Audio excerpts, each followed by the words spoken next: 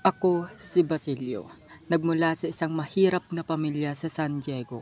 Ako ay anak ni Sisa, isang babaeng nagdusa sa pang-aabuso ng aking magambalang ama na si Pedro, at ang nakakatandang kapatid na si Crispin.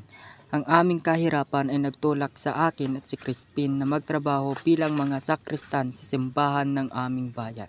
Ang pagkawala ni Crispin matapos masisi sa pagnanakaw at malupit na bugbugin ng sakristan mayor ay isang mahalagang sandali.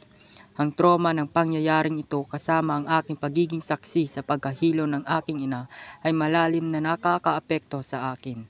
Napilitan akong tumakas sa San Diego at naging simbolo ng mga mahina at walang kalaban-laban na kabataan na nahuli sa gitna ng isang korap na sistema. Sa kabila ng labis na kalungkutan at kahirapan, nanatili ang matinding pagnanais ko para sa isang mas magandang buhay. Ang ambisyon ito ay nakikita sa aking paghahangad na mag-aral ng medisina. Kinupkop ako ni Kapitan Tiago na sumusuporta sa aking edukasyon, na sumisimbolo sa posibilidad ng pag-angat sa kabila ng mapang-aping sistema.